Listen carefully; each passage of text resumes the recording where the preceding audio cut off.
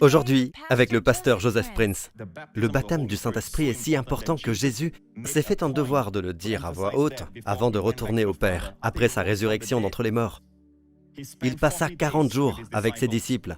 Et ce n'est pas tout, 500 disciples l'ont vu. Amen. Et avant qu'il ne monte au ciel, voilà ce qu'il a dit dans Luc chapitre 24. « Et voici que j'enverrai sur vous ce que mon Père a promis. Quant à vous, restez dans la ville de Jérusalem, jusqu'à ce que vous soyez revêtus de la puissance d'en haut. » Dites la promesse. La promesse, un article défini, la promesse de mon Père. Dans l'Ancien Testament, nous avons plusieurs promesses de Dieu. Mais il y a la promesse en particulier. Puis-je avoir un bon amen? Dites la promesse. Alors, quelle est la promesse?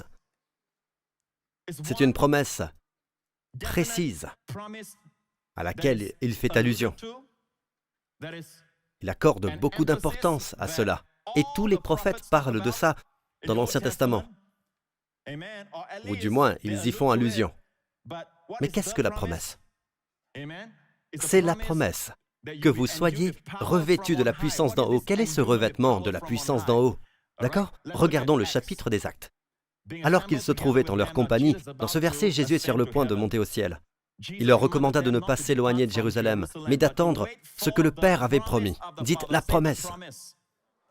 Quelle est la promesse du Père? Article défini, une seule et unique promesse, la promesse du Père. C'est la promesse que le Père apporte l'accomplissement de toutes les autres promesses dans votre vie. Amen. Attendez la promesse du Père, ce que Jésus a dit, ce que je vous ai annoncé, leur dit-il, car Jean a baptisé d'eau. Mais vous, dans peu de jours, vous serez baptisés du Saint-Esprit. Amen. Alors ils l'ont vu monter. Mais avant cela, qu'a-t-il dit? La promesse. Donc, 10 jours après les 40 jours, c'est la Pentecôte. Quand le jour de la Pentecôte arriva, Dieu a envoyé le Saint-Esprit. Amen. Et il dit, voyons dans Acte 2, la première partie, quand le jour de la Pentecôte arriva, ils étaient tous ensemble au même endroit. Pourquoi dit-il quand le jour de la Pentecôte arriva? Parce que la première Pentecôte de l'Ancien Testament était le don de la loi. Dieu a donné la loi. D'accord? C'était la première Pentecôte. Et le résultat était que 3000 personnes sont mortes au pied de la montagne. Mais le jour de la Pentecôte, dans le Nouveau Testament, une nouvelle alliance a été créée puisque Jésus est mort. Il a payé pour nos péchés. Le sang a été versé. Maintenant, l'Esprit répond au sang. Vous m'entendez, peuple de Dieu? Quand le jour de la Pentecôte fut pleinement venu, le Saint-Esprit est venu. Alors évidemment, le jour de la Pentecôte pour le Juif, même aujourd'hui, est seulement de ce côté. C'est très triste parce que la loi exige, mais n'impose jamais. La loi est sainte, mais elle ne peut pas transmettre la sainteté. La loi est juste, mais elle ne peut pas vous donner le don de la justice. Ce que la loi exige, l'Esprit le pourvoit. L'Esprit transmet, l'Esprit donne. Puis-je avoir un bon amen? D'accord? La loi exige la justice, mais l'Esprit de Dieu vous transmet la justice. Dieu vous donne le don de la justice. Ainsi, tout ce que nous devons faire, le Saint-Esprit nous le transmet. Il n'est pas là pour exiger. Chaque fois que vous pensez que le Saint-Esprit est exigeant, vous avez mis le Saint-Esprit dans un lieu où il n'appartient pas. Il est là pour transmettre, il est là pour aider. Puis-je avoir un amen? D'accord? Ainsi, le jour de la Pentecôte, la première Pentecôte, la loi a été donnée. 3000 sont morts. La Pentecôte de la Nouvelle Alliance, lorsque ce jour de la Pentecôte arriva, l'Esprit a été donné et 3000 personnes ont été sauvées en ce jour. Et Pierre, durant ce sermon, avant que 3000 ne soient sauvés, en passant, il a prêché et ce sermon a sauvé 3000 personnes. Quand Pierre se leva, il a dit, « Pouvez-vous projeter Acte 2 ? C'est ce Jésus que Dieu a ressuscité. Nous en sommes tous témoins. » Élevé à la droite de Dieu, il a reçu le Père. Il leur raconte ce qui est arrivé à Jésus après sa résurrection d'entre les morts. Ils ont vu Jésus monter au ciel il y a 10 jours. Et maintenant, il leur dit, élevé à la droite de Dieu. Alléluia! Celui qui était couronné d'épines est maintenant couronné de gloire et d'honneur. Alléluia! Couronnez-le de nombreuses couronnes. Alléluia! Amen. Il en est digne. Il a reçu du Père le Saint-Esprit qui avait été promis et il l'a déversé comme vous le voyez et l'entendez maintenant. C'est donc comme si Jésus au ciel disait, « Hé, maintenant vous avez le don de l'Esprit Saint, j'en ai payé le prix, maintenant vous l'avez. » Et c'est le rêve pour tout le peuple juif dans l'Ancien Testament d'avoir cette promesse. Mais ils ne peuvent pas l'avoir dans l'Ancienne Alliance car le Christ n'était pas encore mort. Amen. Mais c'est comme Pierre dit ici, Il a reçu du Père le Saint-Esprit qui avait été promis. Et dans la version de Darby, il dit « Il a répandu ce que vous voyez et entendez. » Il prie en langue. La Bible dit « Ils furent tous remplis du Saint-Esprit et se mirent à parler en d'autres langues. » Et c'est quelque chose que les gens peuvent voir et entendre. Amen. Cette idée que vous êtes sauvés et ensuite être baptisés immédiatement par le Saint-Esprit n'est pas dans les Écritures. Désormais, vous avez le Saint-Esprit. Et une fois que vous êtes sauvés, n'en doutez pas, vous avez le Saint-Esprit. Mais c'est une chose d'avoir le Saint-Esprit et c'en est une autre que le Saint-Esprit vous est. Je peux boire de l'eau, l'eau est en moi. Mais si je me jette à l'eau en plongeant dans une piscine, je suis maintenant dans l'eau. Le baptême du Saint-Esprit est comme plonger dans la piscine. Amen. Une fois que vous êtes sauvés, vous avez l'eau en vous. Mais vous savez, le baptême du Saint-Esprit, c'est être immergé dans le Saint-Esprit. Alléluia! Vous avez compris ça? Paul a dit aux croyants d'Éphèse, dans le livre des Actes, Paul est passé dans la ville d'Éphèse, et il y vit des croyants, et il leur demanda, « Avez-vous reçu le Saint-Esprit depuis que vous avez cru ?» Donc évidemment, il faisait référence au baptême du Saint-Esprit.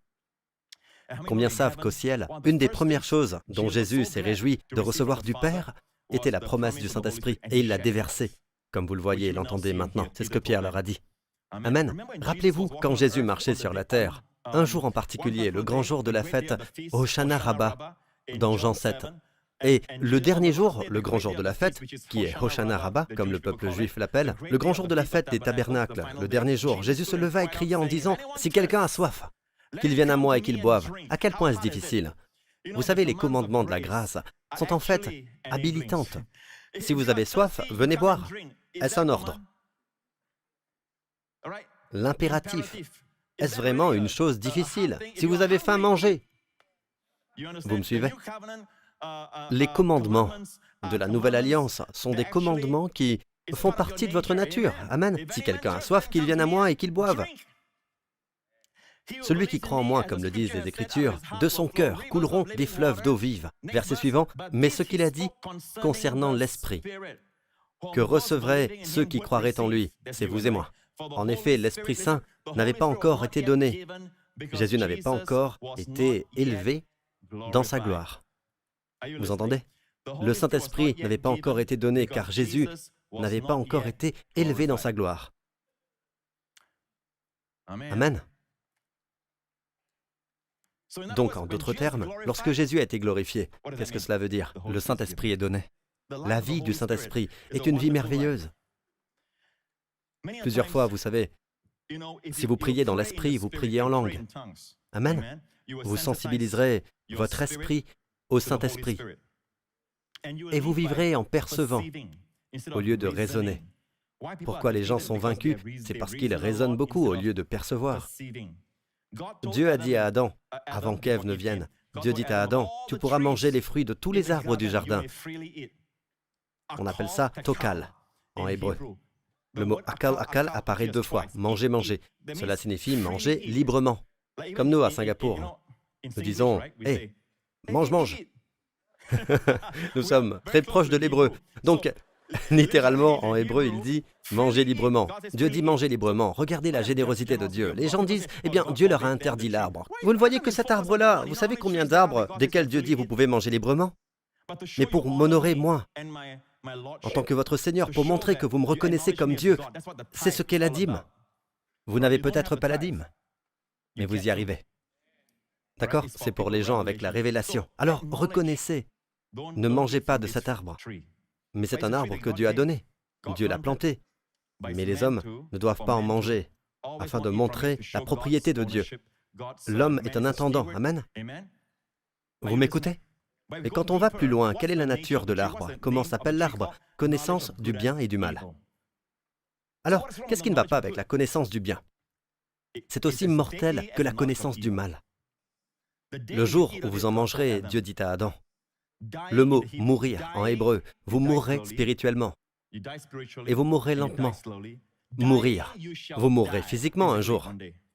Mourir, vous mourrez en hébreu, et dans les versions anglaises, vous mourrez sûrement. Ainsi, aujourd'hui, l'homme mange encore de l'arbre de la connaissance. Il se demande, est-ce bien ou mal? Là n'est pas la question. Est-ce que c'est ce que l'Esprit nous dit de faire? Écoutez-vous? Parfois, vous seriez surpris. Donner à quelqu'un, c'est mal. Comme le fils prodigue, qui était dans la porcherie. Et Dieu s'occupait de lui. La façon dont il a traité son père, ou quand il a été grossier, et aussi la façon dont il a déshonoré son père, ou encore quand il a dilapidé son héritage, et plus encore, il regardait la nourriture du cochon, et même la nourriture du cochon avait l'air bonne. Les gousses que les cochons mangeaient avaient l'air bonnes. Il pensait, à la maison de mon père, même les domestiques de la maison de mon père mangent mieux que ça. Je me lèverai et j'irai vers mon père. Et alors vous arrivez. Oh, pauvre gars. Tiens, voilà un peu d'argent. Vous détruisez ce que Dieu est en train de faire. Alors parfois faire une bonne chose pourrait ne pas être la chose de l'esprit. Écoutez-vous, dans Marc 2, et Jésus, voyant leur foi, dit au paralytique, « Mon enfant, tes péchés sont pardonnés. » Et il y avait là quelques-uns des scribes, assis et raisonnant dans leur cœur. Que raisonnait-il? Raisonner. Le grec est dialogismos, dialogue. Ce mot français vient de logique, logique. Dialogismos. D'accord? C'est le mot grec ici. Il raisonne, raisonner.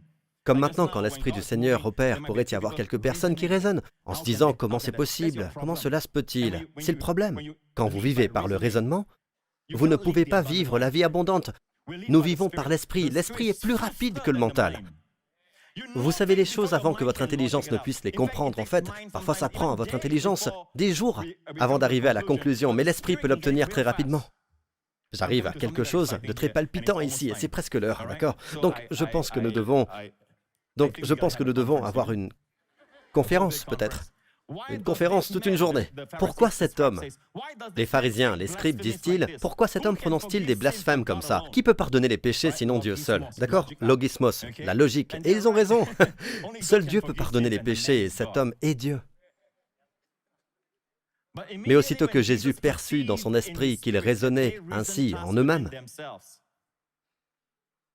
il leur dit, « Pourquoi raisonnez-vous sur ces choses dans votre cœur ?» Jésus perçut dans son esprit qu'ils raisonnaient. Jésus leur dit, « Pourquoi raisonnez-vous sur ces choses dans votre cœur ?» Jésus a perçu dans son esprit. Vous savez, beaucoup d'entre vous, parfois, vous savez des choses avant que votre intelligence, votre pensée puisse rattraper son retard. Vous êtes sur le point de signer un contrat, par exemple. Vous êtes sur le point d'aller quelque part. Vous vous sentez juste... Oh, quelqu'un vous parle et il est très gentil. Il vous complimente. Plus encore, il vous flatte. Mais à l'intérieur, vous savez, mesdames, vous avez rencontré ce genre de gars avant. Amen? Quelque chose cloche à l'intérieur ici. Vous ne vous sentez pas bien. Mais quoi qu'ils disent, c'est très bien. Quoi qu'ils disent, c'est gentil. Avez-vous déjà ressenti une telle chose auparavant? Avez-vous déjà été dans une situation où vous vous dites... En fait, je le savais. Je le savais. Je ne sais pas pourquoi je ne l'ai pas fait, mais je le savais. C'est l'esprit. Peu importe, ne vous condamnez pas. Allez-y, le sang l'a purifié. Avancez. Amen. Apprenez dès maintenant. Louez Dieu. Ainsi Jésus a vécu en percevant. Cette femme ne l'avait même pas touché. Vous touchez un corps, vous pouvez le sentir, n'est-ce pas? Mais elle n'a pas touché son corps. La femme, atteinte de perte de sang, a touché ses vêtements, ou plutôt le bord de son vêtement. D'accord? Mais vous ne pouvez pas le sentir dans votre corps. Mais Jésus s'est arrêté. Il s'est retourné. Quelqu'un m'a touché. Alors Pierre a dit, « Tout le monde te touche. » Puis il dit, « Non, quelqu'un m'a touché. J'ai senti qu'une force était sortie de moi. » Perception spirituelle, très rapide. Paul a été amené sur le bateau en tant que prisonnier. Il est parti là où j'ai prêché à Césarée, où j'ai prêché dans ce stade. Il a prêché là-bas, et il a prêché à Festus, alors proconsul de Judée, et il prêcha au roi Agrippa et à sa femme Bérénice. Et je peux vous dire, où ils étaient assis, il y a toujours ce siège spécial où le roi avait l'habitude de s'asseoir à Césarée. Combien d'entre vous étiez à Césarée? Vous souvenez-vous quand je prêchais depuis Césarée? C'est là que Paul a fait sa dernière défense. Bref, Paul dit, j'en appelle à César. Alors Festus dit, alors tu iras à César. D'accord? Il ne voulait pas être renvoyé à Jérusalem parce qu'il savait que les Juifs allaient le tuer. Avant d'avoir eu la chance de prêcher l'Évangile, ils ont déjà rejeté l'Évangile. Alors Paul se dit, j'en appelle aux gentils. J'en appelle à César. Il est donc allé comme prisonnier. Ils l'ont obligé à monter à bord d'un navire et Julius était le centurion. Au fait, tous les centurions de la Bible dans le Nouveau Testament sont tous dépeints sous un jour favorable. Chaque centurion, très intéressant. Quoi qu'il en soit, cet homme, Paul avait des faveurs auprès de lui. Il a même permis à Paul de faire un voyage terrestre. Quand ils sont partis, le bateau a navigué vers Sidon. Paul avait des amis là-bas, et il a laissé Paul partir en prisonnier et rencontrer ses amis parce qu'il savait que Paul tiendrait parole et reviendrait. D'accord? Quel prisonnier? Alors Paul est revenu avec les autres prisonniers, et il était sur le bateau, lié et tout, probablement pas lié. C'était un bateau prison, et ils étaient en route pour Rome. Et la Bible dit ceci, regardez bien, dans les Actes. Paul leur dit, « Mes amis, je vois que la navigation ne se fera pas sans dommage et qu'il y aura beaucoup de pertes.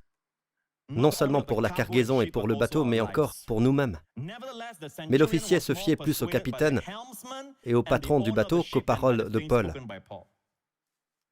Alors, combien de fois avez-vous eu une révélation? Mais alors, les experts, ceux qui se disent « Je suis timonier ». Paul, combien de fois a-t-il tenu la rame? Combien de temps a-t-il passé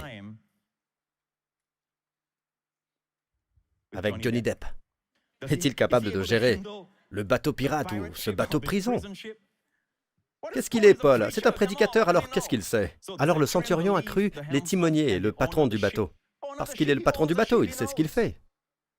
Mais Paul dit, « Hé les gars, arrêtez un moment. Je perçois que ce voyage se terminera avec des dommages et qu'il y aura beaucoup de pertes. » Il n'a pas dit « nos vies », mais à la fin de l'histoire, parce qu'ils ont écouté Paul plus tard, leurs vies ont été épargnées. Mais à l'origine, il dit « aussi nos vies ». C'est ce qu'il a dit, n'est-ce pas? Il percevait cela, avant même qu'il n'atteigne Rome, il l'a perçu.